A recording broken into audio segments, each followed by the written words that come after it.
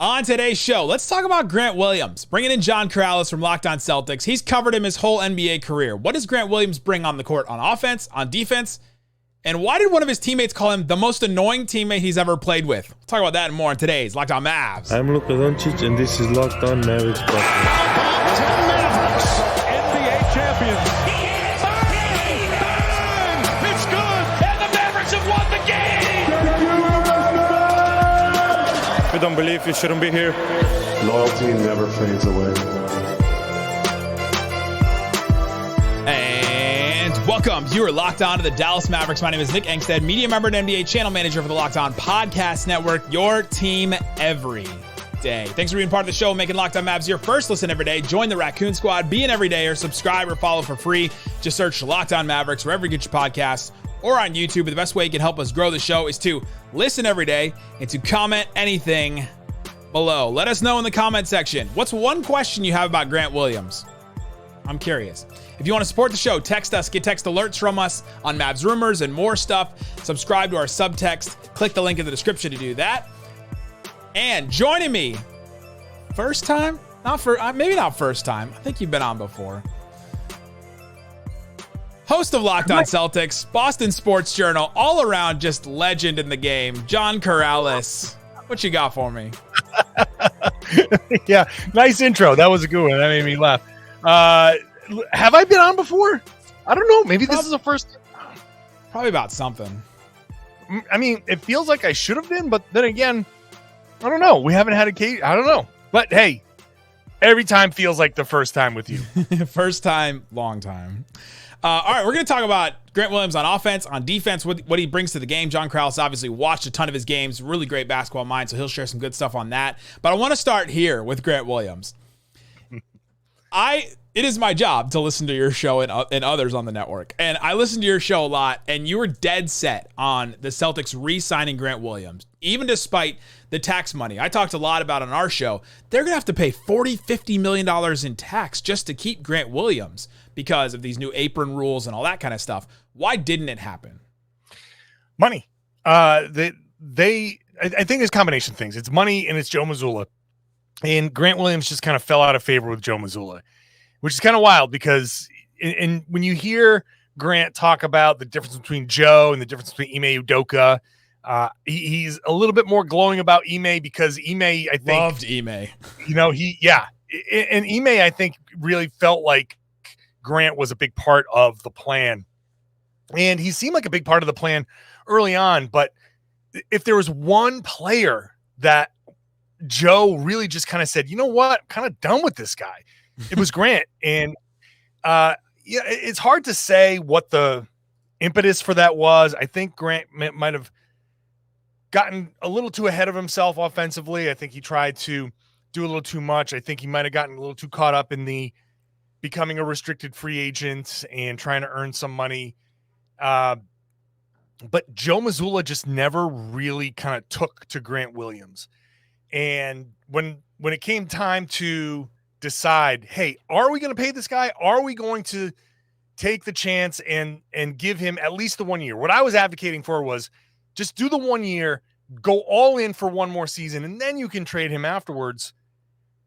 But if Joe wasn't committed to playing him, then there's no point in paying all of that money, paying all of that tax to a guy who might end up sitting back on the bench. That would have been a very expensive 10th man. So they said, we're not even going to mess with that. We're going to let him move on, negotiate your deal, go to Dallas, whatever, and just move on, because it didn't seem like his relationship with Joe Mazulla was going to bear fruit. That was going to be my next question is, why did Grant Williams start losing minutes? He played every single game in that finals run 2 years ago, 27 minutes a game in the playoffs. And then basically this past year, he didn't play in 8 of the 14 playoff games, or the first 14 playoff games. Like, what happened there? So he's really, really good at a few things. And I think he, like I said, get caught up in becoming a restricted free agent and showing, hey guys, hey other teams in the NBA, here's everything I can do. While the Celtics were like, yeah, we don't need all that other stuff that you can do. You're a corner 3-point like god. Like he's an elite 3-point shooter from the corner. We called it his corner office for a long time. He can put the ball on the floor and attack a closeout. That's fine. But then somewhere in the middle of the season, he kind of started to do this little dancey step back type of shot and really started to try to add a little floater to his game. And everybody's like, oh, okay. Grant floater. Okay. Wasn't the most effective shot in the world. He wasn't just catching the shot. Okay. The closeout's coming pretty strong. Fake, drive, draw defense, and then kick it back out like he's supposed to. He was fake, take a step, come back as the guy's recovering, step back 3-pointer, or, getting into the lane, trying that little floater shot while guys on the perimeter are like sitting there wide open, like, hey, Grant, we're the better shooters. We're the better players. And I think that kind of started to wear on Mazulla. And on top of that, antics with the referees. Really, just every time he was fouled, constantly talking to the refs, and to an annoying fashion. And I have no idea what that's like at all. There's no players on the Mavericks that do that in any capacity. Yeah. So get used to something completely new for your. But at least the guy that you have that does that is like an all NBA player. Fair. And this is a he'll be a starter for you guys. Definitely. But it all kind of combined to come to a head. And so he got benched. And I remember I was talking to him after he came off the bench again. Like he started to get his minutes back. Started talking to him about, hey, you're not going at the refs. You've gotten away from some of those things. Was that the part of the reason? And he kind of copped to it. He kind of said, yeah, I'm trying to be more judicious with my complaining, I guess. But all of that stuff was part of the problem. They needed him to be a certain type of player and kind of stay within the box.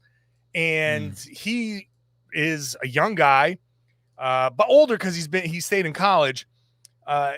He was going out to his first taste of free agency, even though it was restricted.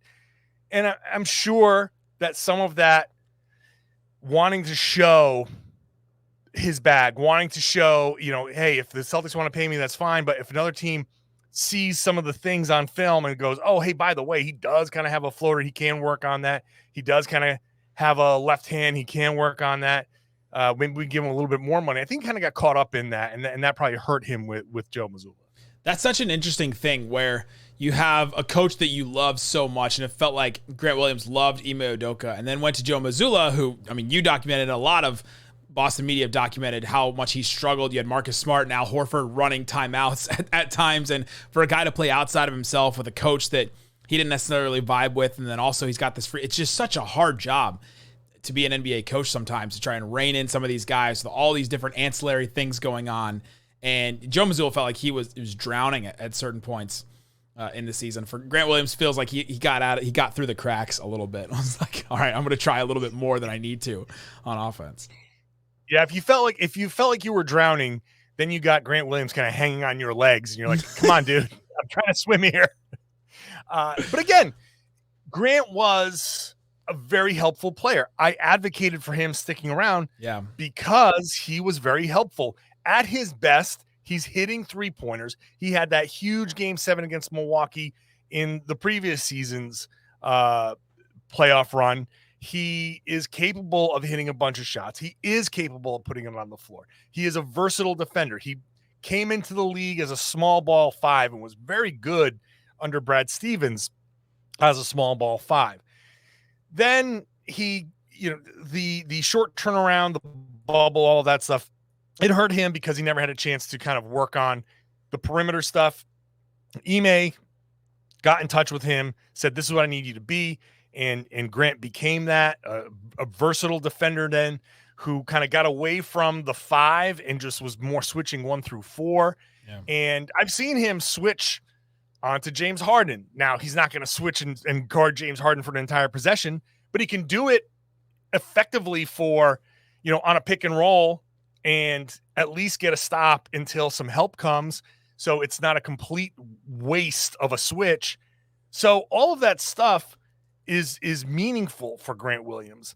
But if you have different motivations, and if you came into the season like he came into the season expecting a certain thing, a certain style, and then Ime is gone, Joe Mazulla comes in, and everything goes offense, and it's a tough adjustment for a lot of people. And when Grant started to get minimized because he wasn't as dynamic an offensive player, then I think it's weird, because he's not as dynamic an offensive player, but he was trying to be, but it wasn't a place for him to try to be. So you either be who you are or come back next season with more in your bag, but don't do it in the middle of the season. So it just ended up being a tough situation. I just remember Joe Mazulla talking about guys with negative wingspans and says, we don't have that here. Well, except for Grant Williams. And so he was always kind of like, he kind of always had like a little thing. I think that relationship is, on a personal level, is fine, but I think on a basketball level was never at a point where it was worth paying him what ultimately the Celtics are going to have to pay him. Coming up, why did Marcus Smart say Grant Williams was the most annoying teammate he's maybe ever played with? We'll ask John that and more coming up. But before we do, let me tell you about Ibotta. It's officially summer. New season means new clothes, but your closet shouldn't be the only thing growing when you make new purchases. You can also watch your cash back grow with each purchase with Ibotta, IBOTTA. They give you cash back on hundreds of grocery items, produce, personal care, pantry goods, all kinds of stuff, so you can beat inflation no matter what you're purchasing. Either link your loyalty account, upload a receipt, and you can shop and get cash back. It's that easy. Other apps will give you points that don't really amount to much, but with Ibotta, you get real cash back. The average user earns $120 per year. That's cash that you can just use on other stuff because you're already buying those things. You can earn cash back on hundreds of online brands and retailers when you start with Ibotta, including Lowe's, Macy's, Sephora, Best Buy, and more. Right now, Ibotta is offering our listeners $5 for trying Ibotta by using the code LOCKED when you register. Go to the App Store, Google Play Store, and download the free Ibotta app. Use the code LOCKED. That's Ibotta, IBOTTA, in the Google Play or App Store. Again, use the code LOCKED.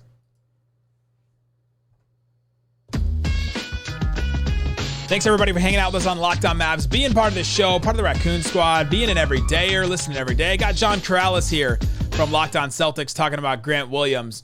We've talked about why he fell out of favor with the Celtics, and I think all those things you mentioned are going to fit really well for Dallas. They need somebody that can at least do something off the dribble, because Dorian Finney-Smith, Reggie Bullock, Maxi Kleba, these guys were not doing anything off the dribble. So at least if he can do a little bit, I'm excited about that.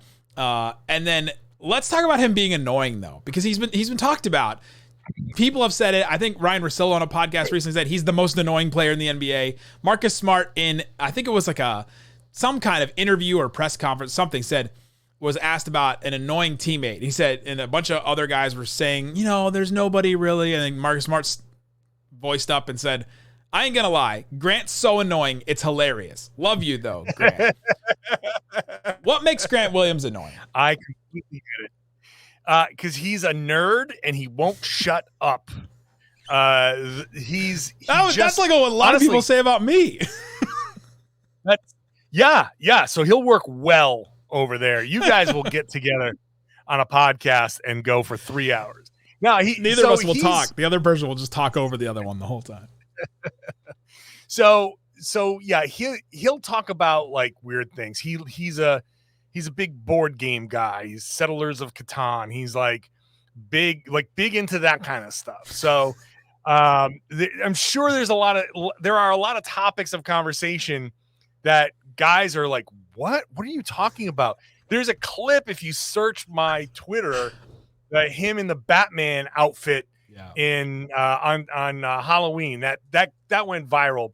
But there's a clip where he first of all, he stayed in character the whole time. He came out after the game, he got dressed back into the Batman outfit and did post-game media in the locker room, and he was just talking in that Christian Bale, we're defending the city.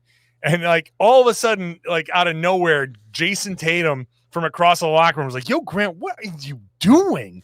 and like the whole place cracked up. Like he did 3 minutes of media in the Christian Bale voice. It's amazing. So he does stuff like that, right? Luka's gonna think that's hilarious. I think they're gonna vibe so much. That's funny. It's funny, but every day in the locker room, people are like, oh my God. And the thing is, Grant does not stop talking. He does not shut up. And it's endearing in a way, but if he feels like he's right, he will continue to talk and continue to make his point. And that goes into him talking to the refs because he's always very sure of the rules. He's a union rep, so he's very sure of all of the rules. And so all that, so he gets into people's faces on, in timeouts, which is great. He's a good teammate. He's a very good teammate, but in a funny, annoying way in the locker room, yeah, I can see somebody telling him like, Grant, will you just shut up for 5 minutes? Yeah, I can see that happening. Everyone says that Grant Williams is really smart. You mentioned he's a union rep. He's very well spoken on the podcast I've listened to this year. Where does that show up on the court? I do think that he understands where he's supposed to be. He understands the concepts. He picks things up pretty quickly. So he's not going to mess up by not knowing the play. Like he's not going to mess up by not knowing what defense they're in. He is going to, you'll see him directing guys. Like he'll have no problem when Kyrie is back and he's kind of lost on defense, pointing like, no, you go there, you go there. Like he doesn't care who he's talking to. By the way, I think Kyrie was the least lost player on defense towards the end of the Mavs season last year. I'm just going by things I just like muscle memory. Like Kyrie's lost on defense. But yeah, he'll say things. He'll say things to Luka. He has no fear.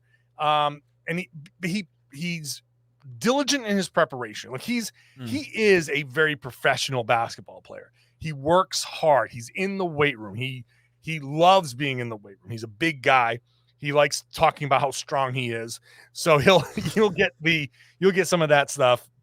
But he will prepare. He will know the playbook inside and out, and he'll know what he's supposed to do. He'll know what other guys are supposed to do. So it shows up in the conversations you'll see on the bench where he's talking to guys, and you'll see him be demonstrative about being on the court and pointing and, having that even a debate, a back and forth about what should be happening on that play. So he is aware of everything. He's not going to be there kind of like glassy eyed going, where am I supposed to go? He'll know. He'll always know. You've talked a lot about this, the kind of defender he is. He's got a negative wingspan, but he's big. He talks about how strong he is, and he had himself matched up against a ton of centers. I mean, I started going through the types of players he was guarding, and I think of the players on the Celtics, he guarded Joel Embiid the most. So why does he get so many matchups with centers? He's strong, low center of gravity. He is a smart defender. He's a smart player. So he's not going to block a ton of shots, but he is going to be very good positionally. And like I said, he can switch.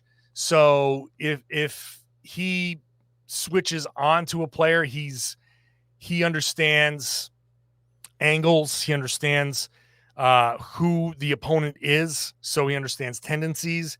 And so when he's on a big, he gets that it's hard to move Grant Williams. It's hard to move Grant Williams because he's like 6'6". But when he gets low and strong and digs in, yeah, I mean, Joel Embiid he's going to get his sometimes, but he will also have a tougher time. He's going to wear down a guy like Embiid because it is going to be hard work. So he can switch, like I said, onto Embiid. He can switch onto a guard, a wing, and hold his own for, half a possession until someone comes in and, there's whatever the team scheme is, but he can hold his own there. He's tough. He's tough-minded. And, as we saw, you brought up the Jimmy Butler stuff and all that. He's not afraid. Like, he's not afraid of the moment. As much as he's a nerd and all of that stuff, he's self-proclaimed nerd. He's very tough and very willing to do the dirty work. And he's not afraid of taking a shot and giving a shot. Coming up, I want to ask about what Grant Williams could bring on offense outside of shooting, but also still talk about the shooting. Coming up. If you don't believe, you shouldn't be here.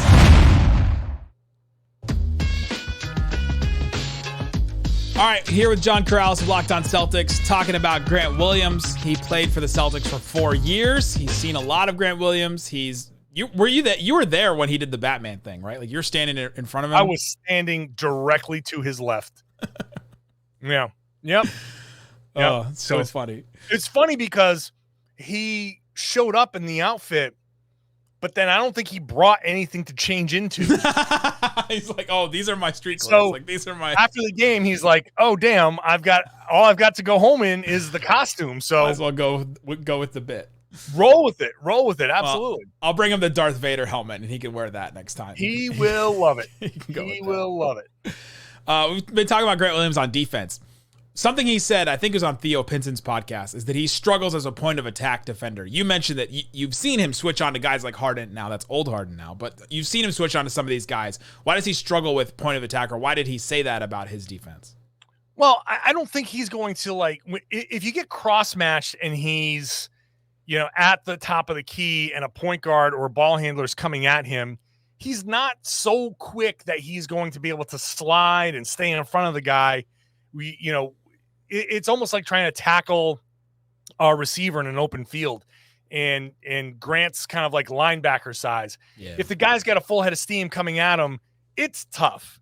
But if it's an in tight kind of pick and roll situation where you're switching, and when he steps out in front of a point guard that doesn't have that 4 or 5 step advantage, well, then he can get up there. He can stay square and get that body in front and be somewhat effective, be a little bit of a deterrent there.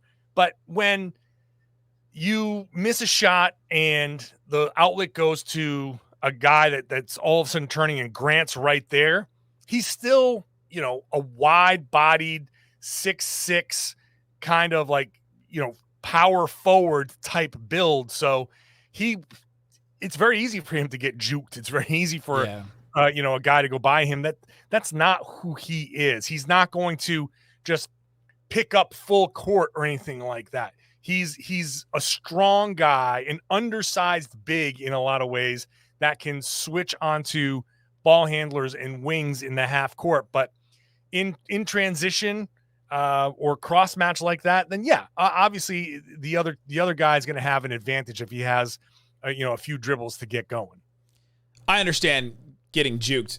The other day I was in Kroger at the grocery store, and I was standing in line, and I all of a sudden to my right saw, when you feel a guy like start walking towards you and you're like, this guy's walking a little bit too directly at me that it's uncomfortable. Yeah. I turned, and this guy juked to the right and then back to the left, and I just leaned. Like I didn't completely fall, but I leaned one way. He juked me right out of line. And that's a direct parallel. That's exactly. I completely understand Grant Williams' problem. That's the exact same. I'm glad you put it in real world terms. If you've ever been juked at the grocery store, you understand getting juked. That's right. That dude Euro stepped his way in front of you. He did. He probably had more than 15 items too. So he probably he had no items. He was just walking around, and then he juked the aisle. Like he was about to walk into the corner of the aisle, and he juked the aisle too. And I was like, this guy just he got game. Like he just lives and breathes the game. Like some guys are just naturals. Yeah, it's just second nature. Grant Williams' 3-point numbers are insane. He shot 39.7% from three over the last 3 years in the regular season, 43.3% from three in 61 playoff games, which I'm excited to bring somebody that has playoff experience.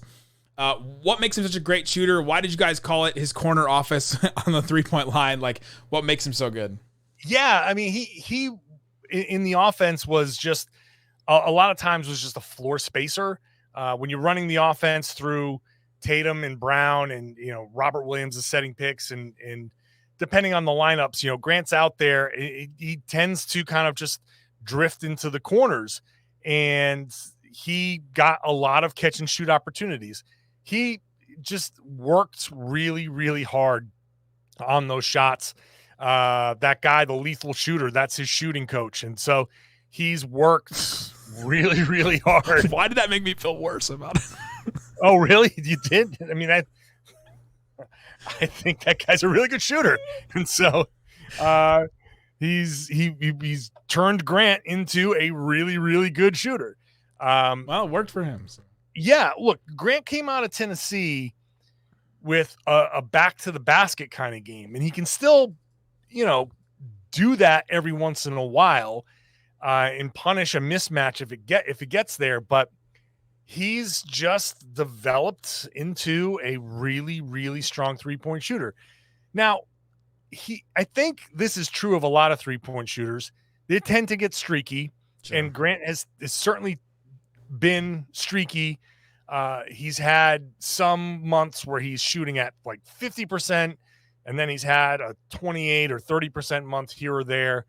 And so it comes and goes, and maybe it comes and goes a little bit more because this is something that he's added to his game in the NBA. Like, he didn't come in when he was drafted, he didn't come into the league and have people go, "Oh, wow, here's your 3-point shooter." Right. It was he was going to be your small ball 5 that cut overflow offense and just finished rebounds, finished putbacks and stuff like that.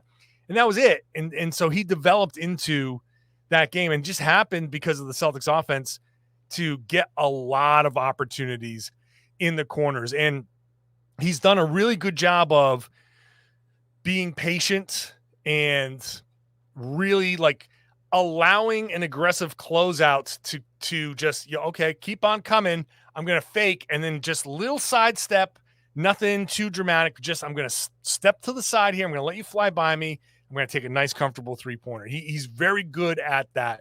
But like I said, he will take that dribble if he needs to and get all the way to the rim. He can do that, and he can make the right pass. But the shooting sets all of that up, and he's worked really, really hard to become a really good shooter.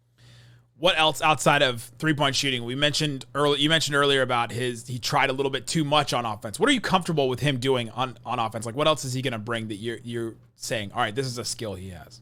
Yeah, I mean, when I say he's tried to do too much, like the floaters, maybe at some point the floater game will be there, but it's not what the Celtics needed him to do. I'm comfortable with him attacking the closeouts, like I've been saying. I don't think he's going to create off the dribble, right? Like, you're not just going to give it to him and get out of the way. That's not who he is. But he's going to set screens. He can flare out. He can pop. He can, he can roll and make a good pass off the short roll. He can hit those jumpers. He's not a creator. He's just not any I don't know. Like, he can do a couple of things off the dribble, but he's not just going to say, "All right, 8 seconds on the shot clock, watch me cook," because that's not his game. We've got 2 of those already. That's right. So he's not going to wow anybody with his handle. He's not going to be bringing the ball up the court. He's not initiating the offense. He is of the 5 guys on the floor, he's probably always going to be at best your 3rd scoring option because he's at his best playing off of the better players. Now, I don't know what this summer is going to bring. He did have surgery, so I don't think that's going to really interrupt much of his preparation. Going to a new team, I don't know what Jason Kidd's going to ask him to do. But the one thing that's really good about him is he will he will have spoken already to Jason Kidd multiple times. He will get a kind of clear directive. This is how we see you playing with us, and whatever it is that they're going to ask him to do, that will be his homework for the summer, so to speak. So he will work on whatever it is that Jason Kidd asks him to work on and try to develop that. But mostly he's going to be catch and shoot guy, dribble a ball a couple of times, and he can make the right pass. He can be part of a good motion offense. But anything more than that, it starts to get a little bit dicey. Where that was maybe too much for the Celtics, that's a breath of fresh air for the Mavericks. Having a spot-up shooter that can actually put the ball on the floor. John Karalis, you can go follow Locked On Celtics. You can go follow him on Twitter at John_Karalis. And then you can go check out all his stuff over there. Guys, thanks so much for listening to Locked On Mavs. Peace out. Boom.